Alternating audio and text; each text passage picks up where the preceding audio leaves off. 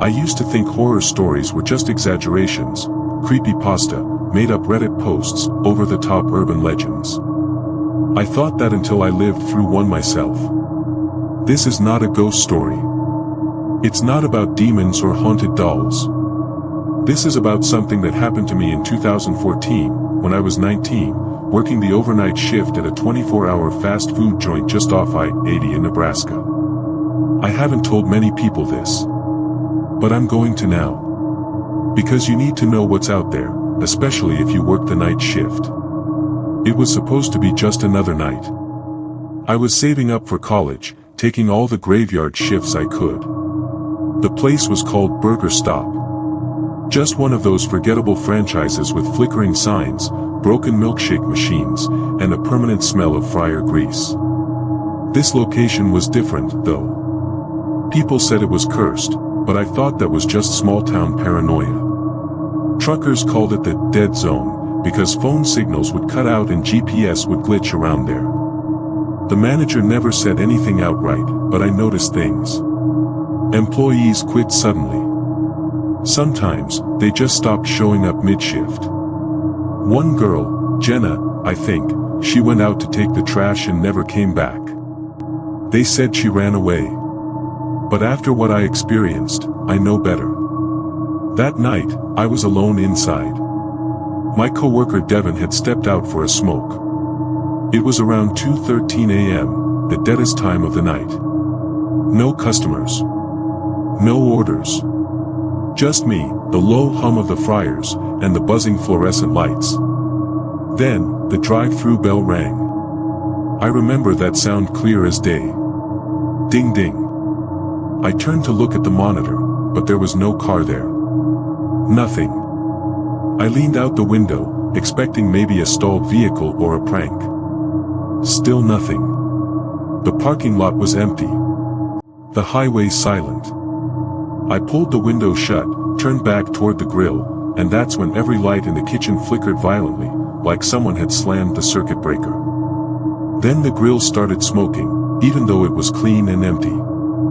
I went over to check it, confused, a little creeped out, and then the lights went out completely for a second. Total darkness. When they flickered back on, I heard something behind me. Not footsteps. More like clicking. Like bones bending the wrong way. I grabbed my phone and backed toward the walk-in freezer, where I could lock myself in if I had to. My hands were shaking, and I was whispering to myself, "It's just the power. It's just the power going out." Then I heard the voice. It wasn't on the intercom. It wasn't outside. It was inside. Right next to me. It said, "You're not on the schedule." I ran into the freezer, slammed the door behind me, and slid to the floor, holding my phone like it was a weapon. I started recording without even thinking. The radio was still playing faintly from the kitchen. Some old pop song. Then it glitched, like a warped cassette, and cut out. Silence. Then the clicking started again, louder this time. Followed by scratching, like someone was dragging their nails across the metal door. And then I saw the shadow. It slid under the freezer door, not across the floor, but up the wall. Like it was crawling upside down. I dropped my phone. And that voice, it came again. Right into my ear this time. Clock out. I don't remember what happened after that. I must have passed out. Or maybe something worse. When I woke up, it was morning. The lights were on. Devin was banging on the freezer door, asking where the hell I'd been. The manager was there too. Said I must have fallen asleep or had some kind of breakdown. But I know I didn't. I showed them the phone recording, the last few minutes I'd caught, the shadow, the voice, the sound. They took it. Told me they'd report it to corporate. I never saw that phone again. I quit that day. And here's the thing that haunts me the most. I looked up the store's history, and I found 2 other Burger Stop locations, in Utah and Indiana, where something similar happened. An employee disappeared during the night shift. Security footage glitched at the moment they vanished. And in every case, the inside of the freezer door had something scratched into it. I went back to that restaurant months later, before it closed down for good. And I saw it with my own eyes. Carved in the metal door of the walk-in freezer, barely visible. Do not take the night shift. Years later, I heard a podcast. Some ex-manager from Burger stopped speaking anonymously. Voice distorted, but I recognized the fear. He said every franchise had a hidden red menu. A list of night shift workers marked for observation, or something worse. He said corporate was testing something. When the host asked what happened to the workers who vanished, the manager paused. Then he said, "It wasn't a person that took them. It came through the drive-through window. No face. Just hunger. That place is abandoned now. But people still report seeing the lights flicker at night. The drive-through bell rings sometimes, even though there's no power. And every once in a while, I'll read a thread online from a fast food worker who says the same thing happened at their store. Same bell. Same voice. Same vanishing. So if you work night shifts, keep your phone close. Stay out of the freezer. And if the drive-through bell rings and there's no car there, don't answer it. Because if you do, you might hear it too. That voice. Whispering. You're not on the schedule. They say if you work night shifts long enough, you start to see things, shadows in the corner of your eye, people who seem off, or customers who stare just a little too long. I always thought that was just stress talking. But what happened to me in the summer of 2019, I still can't explain. Not fully. It started with a customer who wouldn't leave. And ended with me never setting foot in a restaurant again. It was supposed to be a routine shift. I was 21, working nights at King Rooster Chicken, a 24-hour fried chicken place on the edge of town. We were right off an exit ramp, so we got a lot of weirdos. But nothing I couldn't handle. My shift ran from 10 p.m. to 6 a.m., and I usually worked with one other person, usually Zach, the line cook. That night, though, Zach had called in sick. So it was just me and the manager, Paul.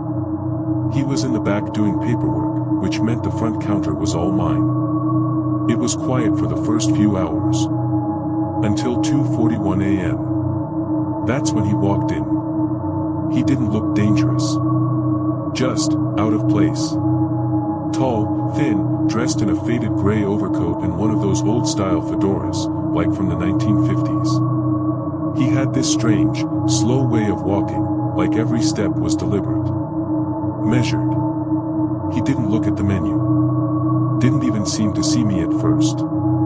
I gave the usual line, "Welcome to King Rooster, can I take your order?" He just smiled. Not a normal smile, more like, he was trying to remember how. Then he finally said, in this dry, paper-thin voice. "One whole bird. Extra skin. That wasn't on the menu. We didn't sell whole birds." I told him that. He didn't react. He just kept smiling. Then he said again. "One whole bird. Extra skin." I looked around, hoping Paul was nearby, but he was still in the office.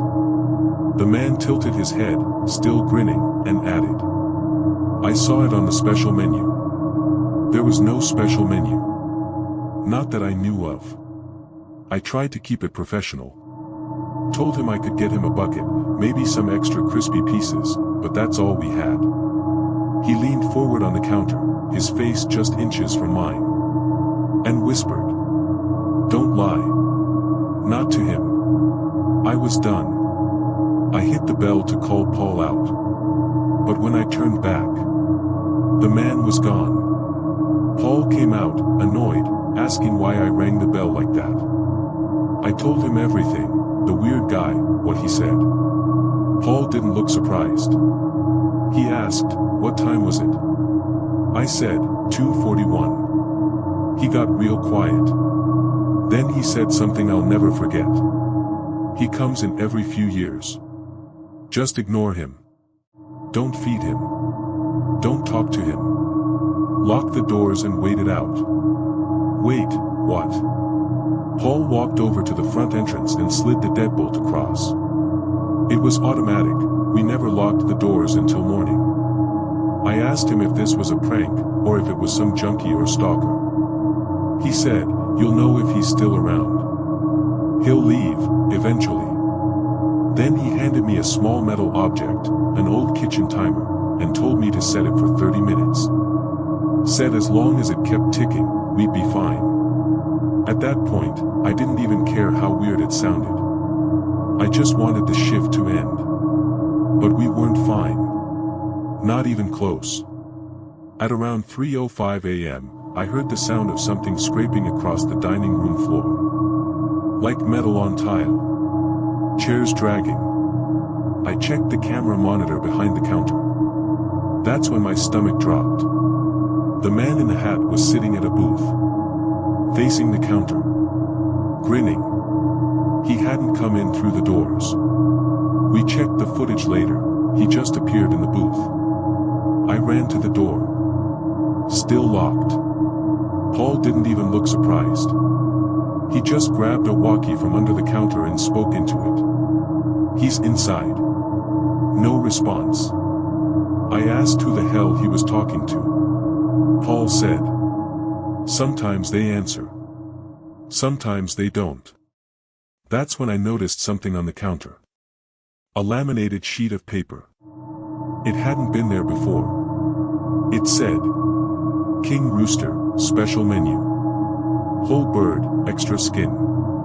Bones only, no screaming. Beak and eye combo. The final order, ask manager." There were stains on the paper. Dark, reddish brown. And at the bottom, in small print. Available from 2:41 a.m. to 3:13 a.m. only. Exact payment required. No refunds. No survivors. I looked up. The man was no longer in the booth. He was standing right outside the kitchen entrance. Smiling. The timer in my hand stopped ticking. Paul didn't hesitate. He grabbed a butcher's knife and told me to run. Said he'd handle it. I ran out the back, didn't even grab my keys. I made it to the gas station across the street, shaking, panicked, begging the clerk to call the cops.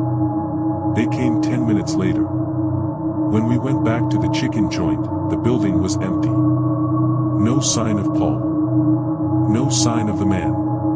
Just a single item on the counter. A receipt. Final order, Paul, accepted. And scribbled underneath it, in Paul's handwriting.